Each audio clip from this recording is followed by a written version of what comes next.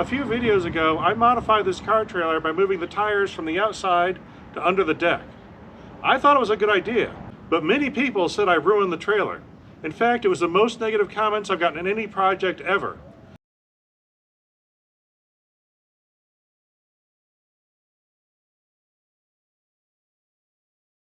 Some people went as far as to say they're unsubscribing just because I did this. In this video, I'm going to trailer this over 5,000 miles to find out once and for all, do I regret doing this to my trailer?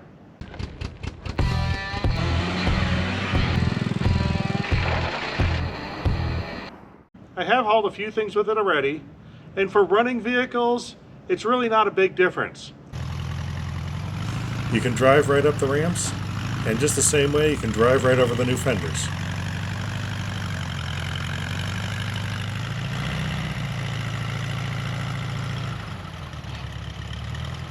Unloading is also just as easy. This is a little speed bump along the way. Non-running vehicles are a little trickier. The winch does most of the work when loading it, and brings it right over the fenders, with only a little bit of drama.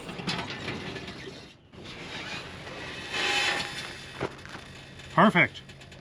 Unloading is a little bit trickier. You can use the winch to release the vehicle, but in order to get over the fenders, you need to tow it with something else. It's a good thing I have a remote control for this winch, because I have to sit in the vehicle operating it to let it out as I drive forward.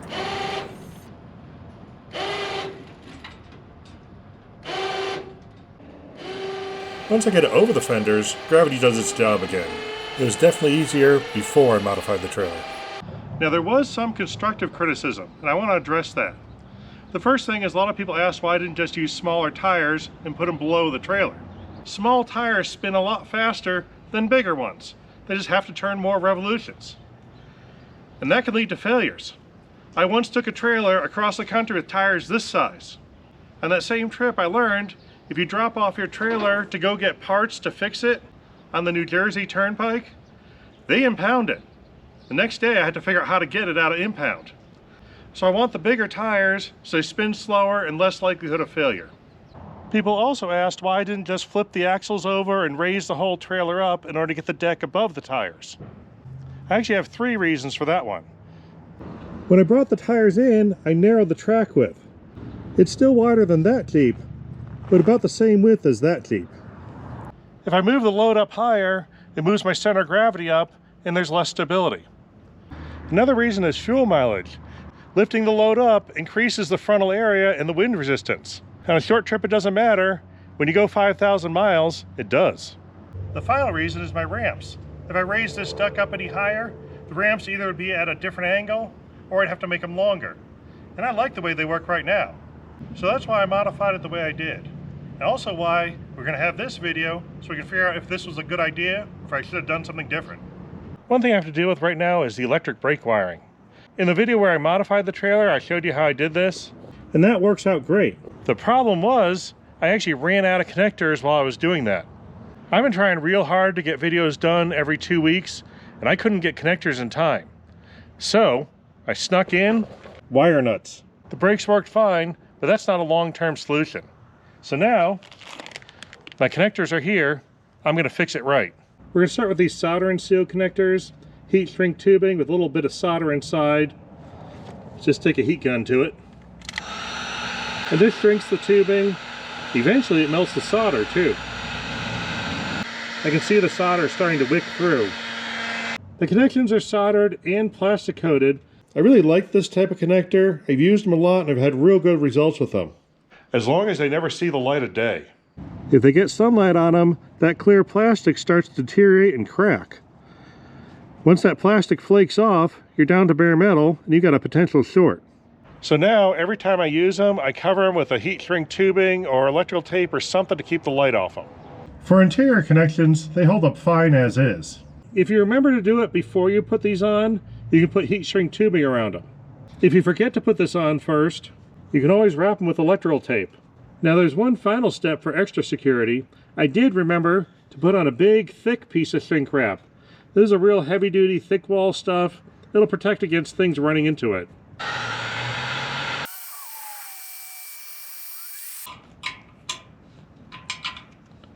Now I feel good about that connection. It's time to load up for the first leg of our car trailer test. But it doesn't matter if this vehicle's running or not. It's not a car, it's a boat. It's not going to go on easy either way.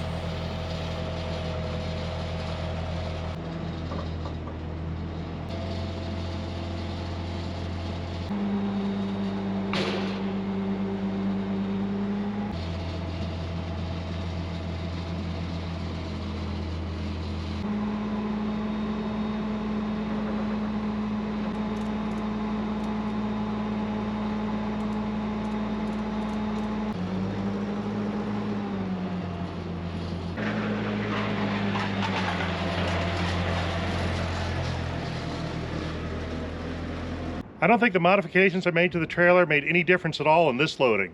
I'm going to call this one a draw. I added some 2x6 of support in the angle of the V-hull. I put these on when the bare aluminum hull was sitting on them. Then I picked the boat up and shoved some carpet in it. I've got one in the front, also one in the back. Same deal with the carpet on it and a little bit of an angle. And they're both towards the back of the boat because the rear of the boat is heaviest. The outboard is a good chunk of the weight. The straps are between the two boards, so this whole framework shouldn't move anywhere. I've got it tied down in 5 places also, so this really should be secure. Now some people might wonder why I took a boat off a perfectly good boat trailer and put it on a car trailer. That's because I'm only taking this one way. Something else is coming back with me. I put taillights on that stuck out a little bit, and I thought the red would be visible from the side and I didn't need side marker lights. It wasn't. I got more of these little red ones left over from my last trailer project. Somewhere around there looks good.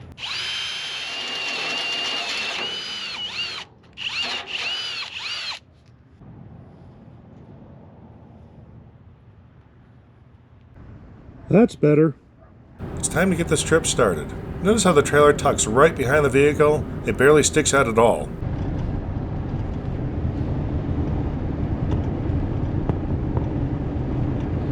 Hopefully you can read that. It's 108. It was 109 for a while. We're down a little bit. So everything's going fine. We're back up to 109 again. The narrow version of the trailer fits great in little parking lots. It's easy to maneuver, no matter where you end up. Here's a situation this trailer was built for. A construction zone like this, where a trailer should fit, but every once in a while there's a barrel in the middle of the road. I'm glad the tires aren't sticking out the side anymore. Sneaking through parking lots is a lot easier with the skinny trailer. We're roughly following the old Route 66. There's a lot of interesting stuff to see along the way. Here's another case where there should be enough room, but every once in a while, there's debris on the side of the road, and I don't want my trailer tires running over that. Oh hey, there's some more. It's pretty common. There's going to be a lot of brakes on this trip. We don't really need to be anywhere fast.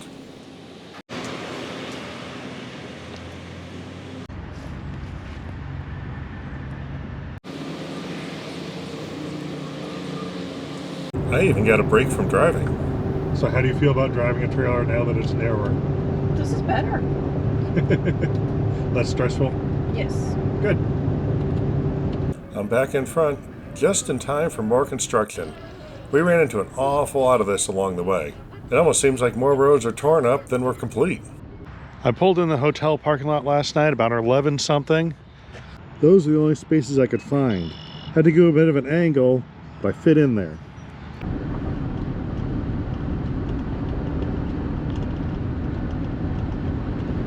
The Lewis and Clark Bridge on the Ohio River.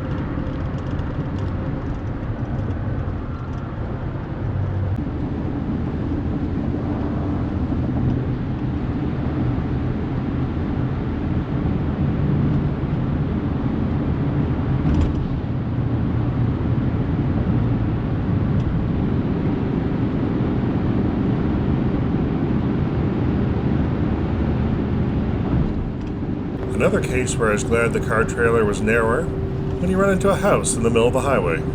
Passing a house.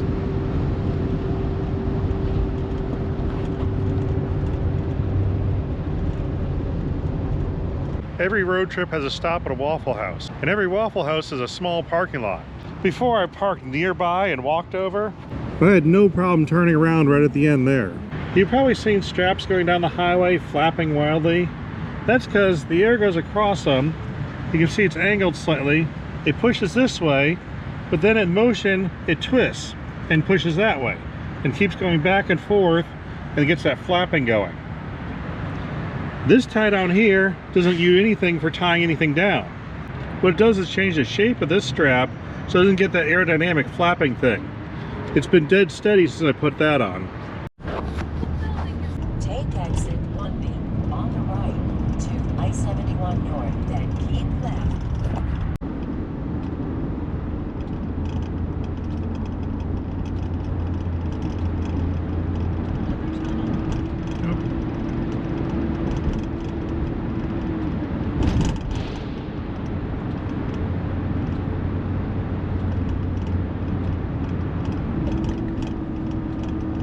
I always try to put all the ratchets on the passenger side. At one point I thought it was a good idea to put the ratchets on the driver's side so you can get out of the vehicle and go right to them. And when you do that, you're on the roadside and people are flying by. If you start focusing on tying down your load and forget about the traffic, that could be an issue. So I try to avoid any ratchets on this side. This is the beginning of day 5 on the road. We don't really go that fast. This time we stopped early to go to a water park inside a hotel. We're spending a lot of time going in and out of places. I'm not unloading or loading at all, so the trailer modifications are only a benefit at this point.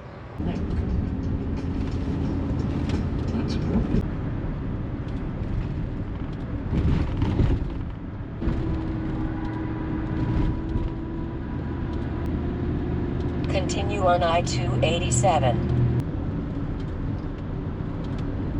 Sometimes you have rough patches that follow the length of the road. Those are a lot easier to deal with if the trailer tires are in line with the car tires.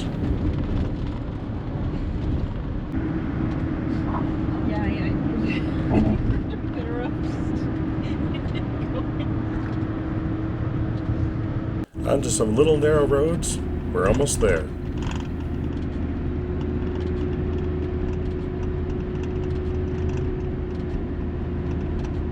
I'm not sure if I would have been able to fit this trailer into the building with the old wide fenders. It would have been tight.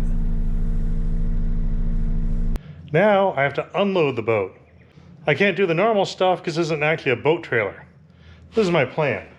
I've got the front end hooked to an overhead hoist. I've got the rear, which is the heavy end. That's connected to an engine hoist. I've got it in the 1,000-pound setting. This boat should be pretty light. That should do it. So my goal is to lift the boat up off of these and drive the trailer out from underneath. I just got to make sure I'm high enough the back of the trailer clears under. We should be in good shape here. This car trailer is definitely not the easiest thing to unload when you're unloading a boat. But I don't know if the changes I made that any different. Probably would have been this difficult anyway. Yeah, this whole engine hoist wants to tilt. Let's reset that. For some reason, every time I lift it up, the boat just shoots that way. I don't know why. It looks like my straps are equal lengths. Not sure what's going on. Unless this whole engine hoist is twisted. Just going to take the hook and clamp it right in the vise. That'll make sure this stays secure.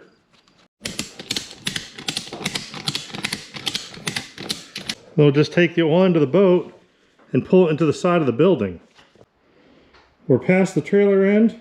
Everything looks totally stable, secured to the wall. I think we might be good.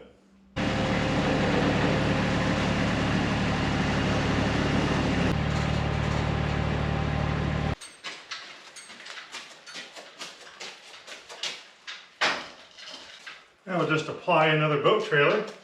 We should be in good shape here. Have to do a few adjustments later.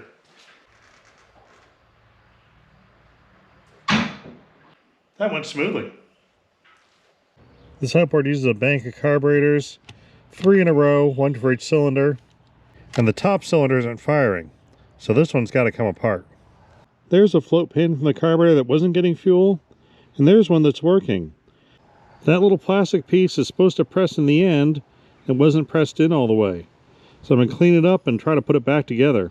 See if I can make it like that one. Now it moves smoothly and sits about level, so that looks right.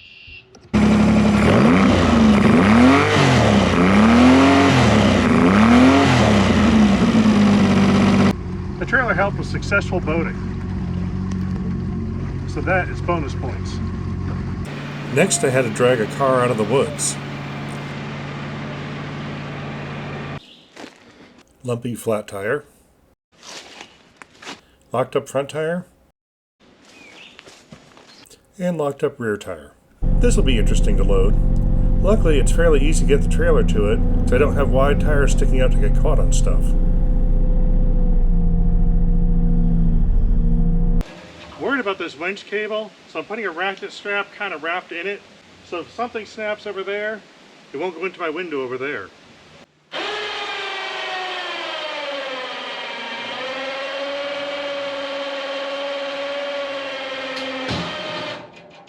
Well, that wasn't good. Huh. Kind of ruined that one.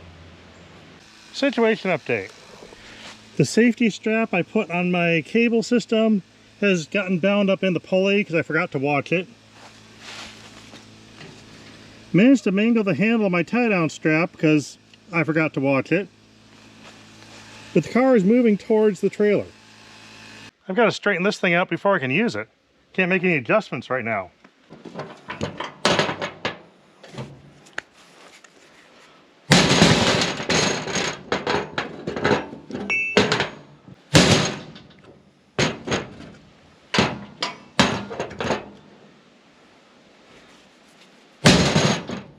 Precision adjustments are done. Works now.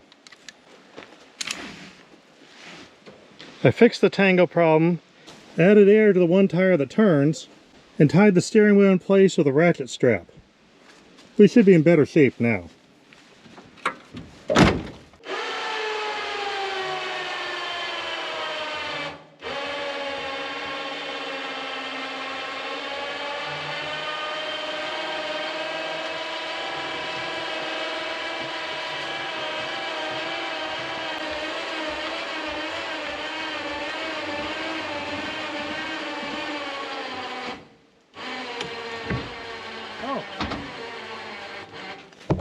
The tire turned slightly, maybe. Okay, no, it's not really turning.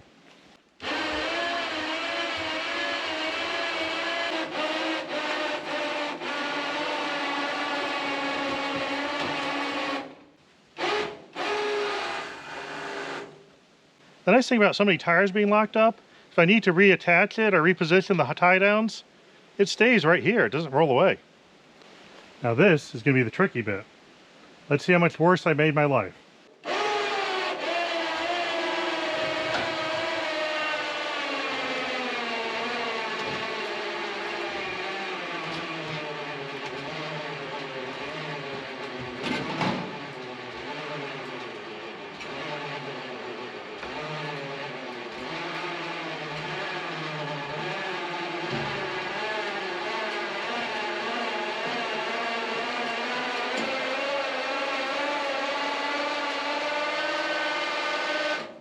I actually was expecting that to be a lot worse.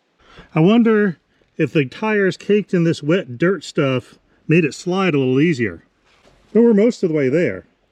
Now I figure these fenders are going to run into the rockers. And the rockers, well, sort of Swiss cheesy and dented. I don't know if I have any good reason to save them. But I'm going to try to save them anyway.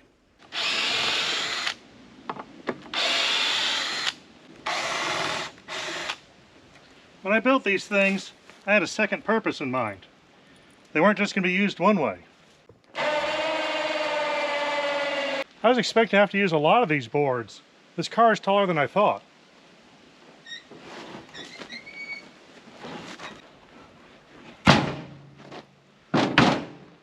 I've still got a lot of rocker panel clearance. I do have some extra weight I'm going to add in there. So I'm going to get these on one set of boards, and I think that'll be good.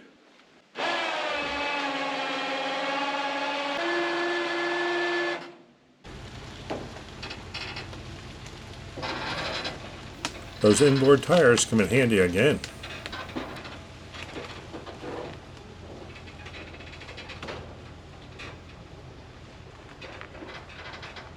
Not all of the temporary air leaked out of the tires, it's a little bit lower.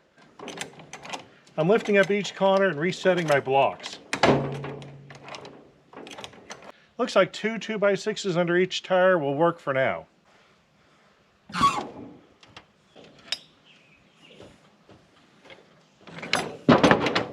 And now we're headed west by taking small roads to the north. I gotta go pick up something. This is a little bitty bridge. Oh yeah. So cute. I'm glad the car trailer's smaller. And tiny. Gone a few hundred miles. I want to check on everything. The boards seem to be staying in place nicely. The car doesn't look like it's moved at all. Straps have tension on them. One nice thing about the combo of the fenders sticking up and the tires being locked up on the car, even if it starts to slide, I don't think it's going over those fenders. So I probably could drive around with this with no tie straps and it'll stay in place. But I got 4 anyway. Mini bikes parts staying in place. Old CT70 engines in place. Spare boards in place. I strapped the doors together so they can't come flying open. I think we're in good shape here. Oh hey, it's got a vanity mirror. The trunk latch didn't work, so I used a tie down to hold it closed. So this will work fine. Let's see what's happening in here. Got an outboard stuffed in here. The old carpet I used to haul the boat, I stacked most of it under the outboard, so that's sort of protected. Everything seems to be staying in place fine here too. And got a place to add dirty clothes as we go.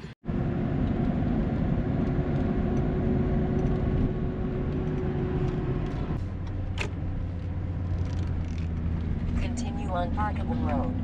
Why do you keep interrupting the shot? As we got closer to my destination, the roads kept getting smaller.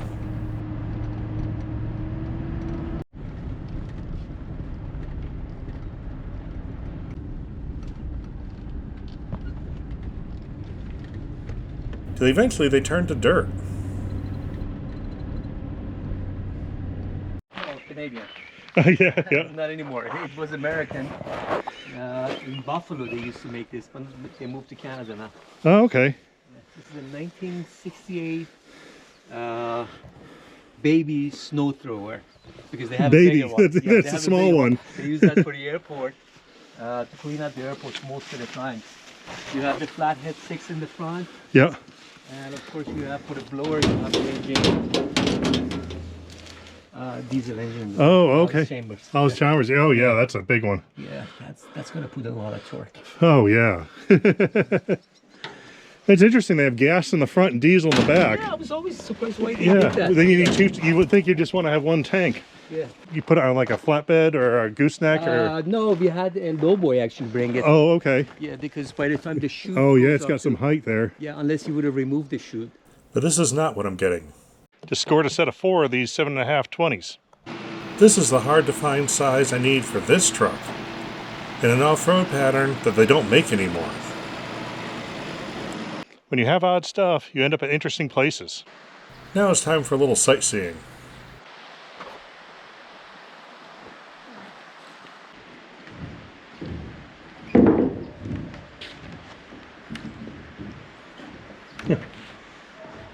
You can see the river under the bridge. Yeah.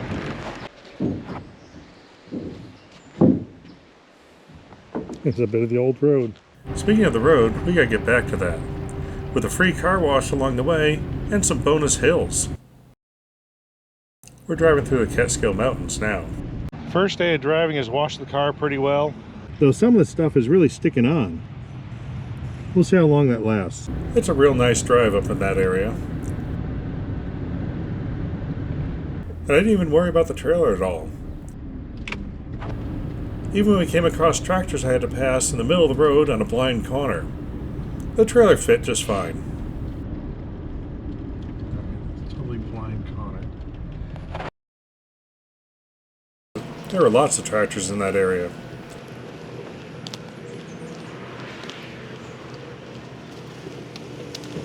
All sorts of good scenery, actually. Yeah, that's a lot of cars. Yep. And they're all cool. I'm taking a shot at going to a town that I've been avoiding for years. There's skinny little roads and not a whole lot of room.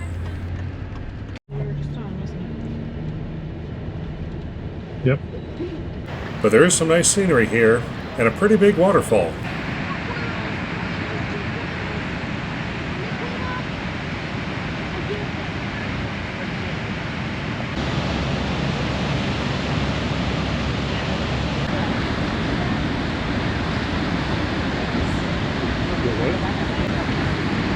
Photo bomb. If you're going to Niagara Falls with a trailer, parking lot number 3 on Goat Island. They allow trailers. It was so empty, they didn't even have anyone getting money on the way in. It's free parking. And the water's right there. Convenient. Back on the road again. Keeping our eye out for anything interesting we can see. It's a stamping plant. Oh, there's this kind of stuff too. And yet again, the skinnier car trailer makes life a lot easier with small roads.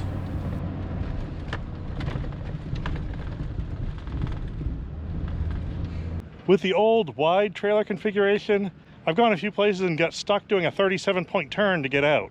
Then I started avoiding places with tight roads. This is way more maneuverable.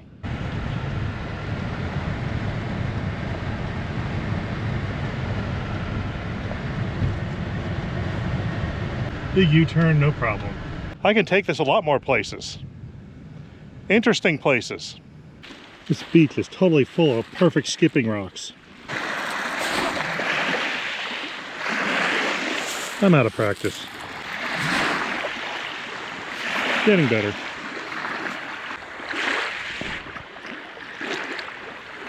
That one is okay.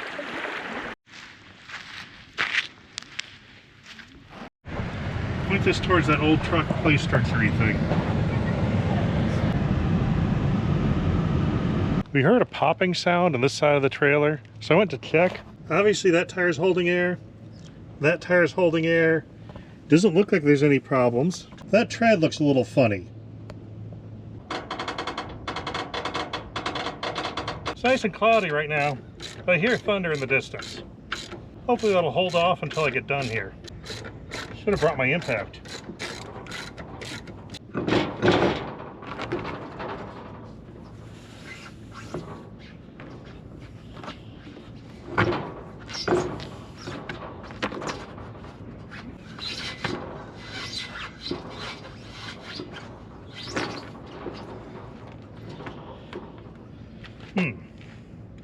A little tricky to remove the tire. Let's try lowering the axle.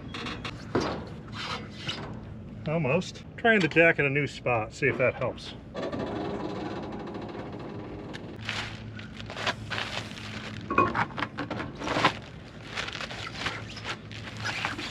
There we go. That's the spot. Let's take a closer look at this tire. Now the date code says 2021, so they're not that old. They're not that worn. I was running them at 55 PSI and they were cool to the touch. And the tread looks fine till you get here. There's a distinct bulge coming out right there. So something's wrong internally. I don't see that the trailer modification did that to cause the tire failure. It did make it more difficult to change, but I don't think it caused the failure. The whole reason I took apart this trailer in the first place is because I was having issues with the brakes. It turned out only one tire was breaking, and this was the tire. I think I probably damaged it ahead of time, and I'm just seeing the results now.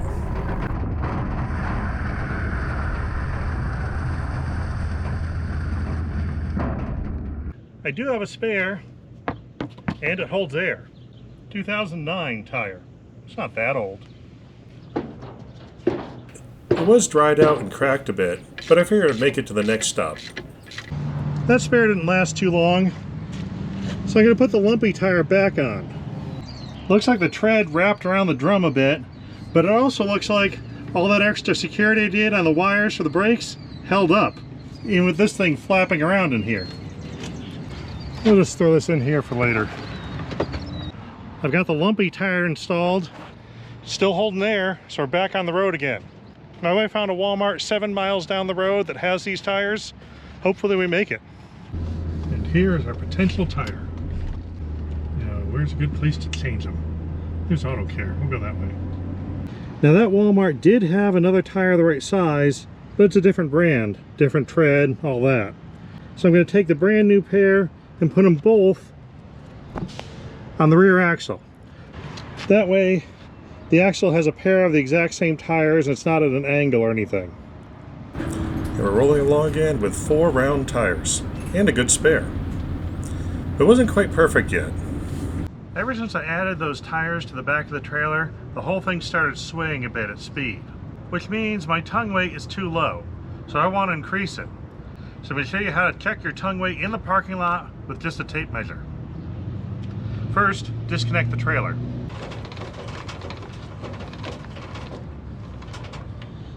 The key is you don't want the trailer weight affecting the vehicle. It has to move freely, like that. Then measure the height to a fixed point. In this case, I'm right about 16 inches to the top of this hitch. But now we have to figure out our spring rate by adding a known weight to the bumper. Now that I'm standing on the hitch, I can measure this again. In this case, looks like we dropped down around an inch. Now we can drop that trailer tongue back on and see how far that tongue pushes us down. We can compare the weight.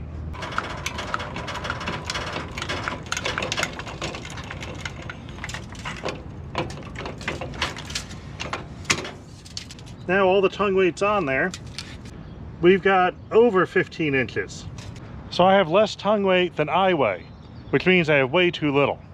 I have to guess on the weight, but figuring the car minus the engine plus the tires plus the trailer, I'm in the ballpark of 5,000 pounds here. I'm going to shoot for 10% of that on the tongue, which means I need about 500 pounds there. So I got to move the whole car backwards to add more weight to that hitch to get this thing to be stable.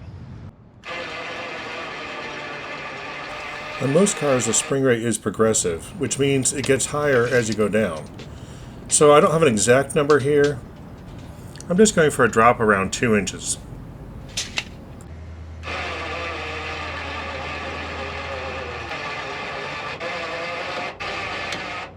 Just under 14. We'll give that a shot. On the road again.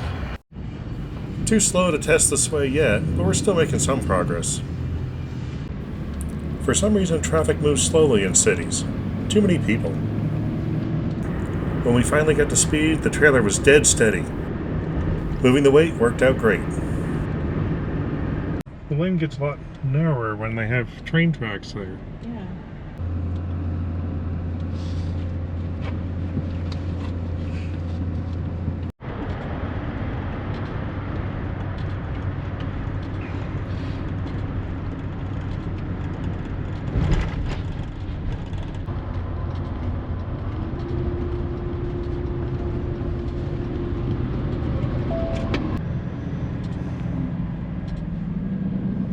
Now we made some miles. It got late enough that restaurant lobbies closed, but the drive-thrus are still open. We're just taking the car trailer through the drive-thru. I never would have made this if the tires were still sticking out like they used to be. We made some good miles yesterday, over 500. Starting in northern Ohio, we went all the way through Ohio, through Kentucky, through Indiana, through Illinois, and ended up into Missouri. I know that loading and unloading this trailer is a lot harder, changing the tires is a lot harder, but in situations like this, where I don't have to worry about the trailer sticking out on either side, it's a lot nicer. Before, a situation like this would be really stressful. Now, with the extra room, it's just normal driving. There's enough other things to think about when driving. I don't need the trailer adding extra problems.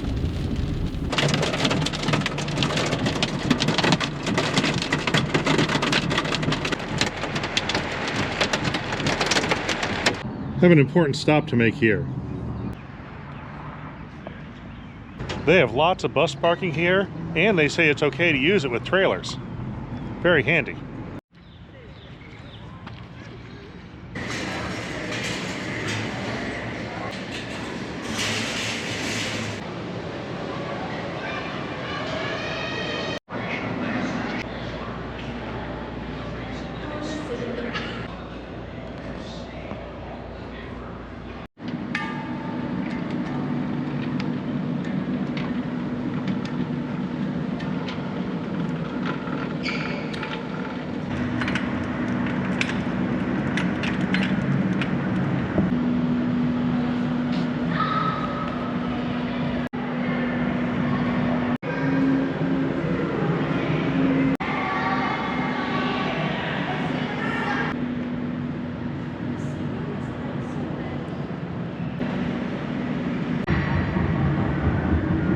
The car seems to be getting a bit cleaner after going through a few rainstorms.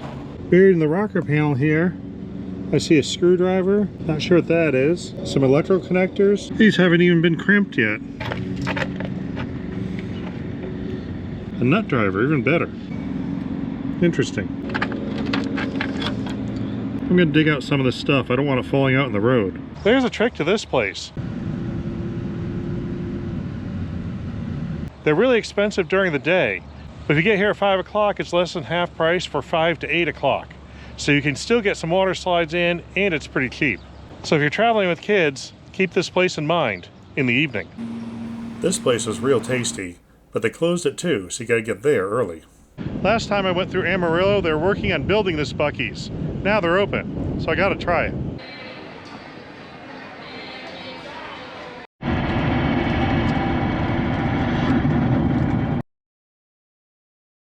Back in New Mexico.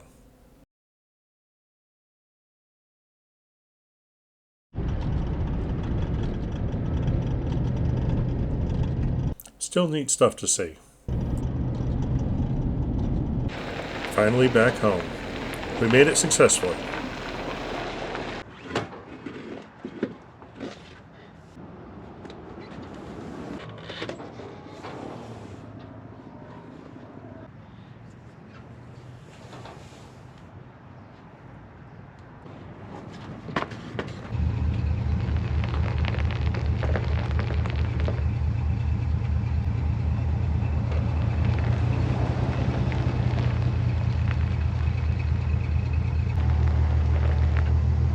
The engine crossmember looked like the strongest piece, so I hooked to that.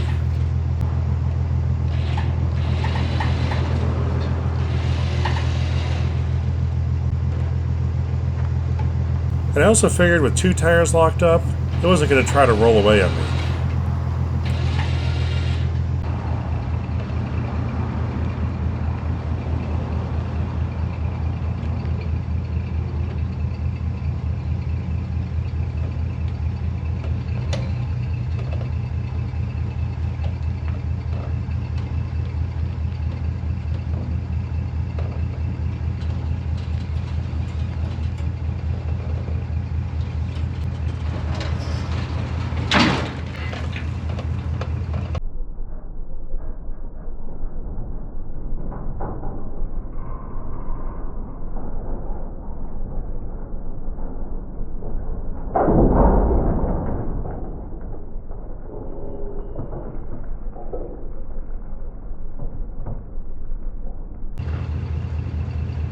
Probably should have hooked up a little closer to the front end. Doesn't look like there's any damage, so I got lucky on that one. Definitely not the ideal way to unload a car.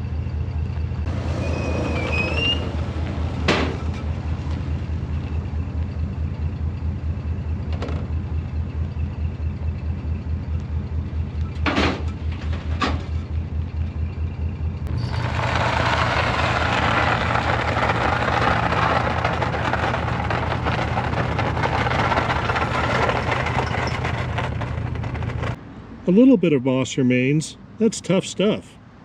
More stuff has appeared out of this quarter panel. Old 3/8" extension. Sockets. Wonder what else I'm going to find in there. Yep. Definitely not the original metal. Let's just fix that body back up. I'll deal with this more in a future video. When I replaced that tire, it was near Cleveland. So we've got another 2,000 miles on this new tire. If there is a problem with the axle, it'll probably start showing up in the tread right now. So let's take a close look. I'm not seeing any uneven wear, any signs of misalignment. I don't see anything that concerns me. Looks like the problem was with the other tire and what happened to it before. I'll keep an eye on it, but I think we're in good shape. Now I reset the trip meter before we did this. 5,497.7 miles, averaging 12.7 miles to the gallon. Huh, 47 miles an hour average, higher than I thought. On that trip, we took a lot of little stops, but there were 15 days where we drove more than a few hours. So I spent a lot of time with this trailer. With 5,000 plus miles, it's a lot of distance. The big question, do I regret modifying this trailer? No, I don't. It definitely is much harder to load and unload, and if you're doing a lot of loading and unloading in short trips, it might be a bad idea.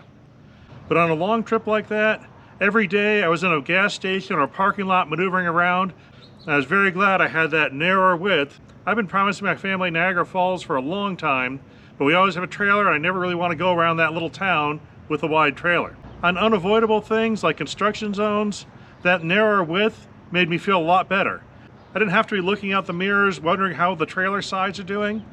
I knew that if the front of the vehicle fit, the trailer fit, and everything was fine. And that made the whole trip a lot better and a lot of fun. Hope you're having fun too. We'll see you next time. One concern raised in the comments I want to address directly. There are some people who said this whole trailer is going to come flying apart the road and I'm going to kill people out there. I do freely admit to being a bad welder, and yes, I did weld this frame together. But I consider myself a bad welder for cosmetic reasons, not strength reasons.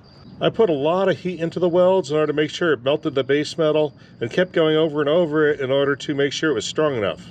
So it's an ugly weld, but that's a weld that's going to hold up. And I also added a couple of 1/2-inch bolts that clamp these two frame rails together. So even on the off chance that something happened with all the welds that I did all the way around, we still have a bolt holding together to prevent catastrophic failure. So this is not any less safe than it was before I started working on it.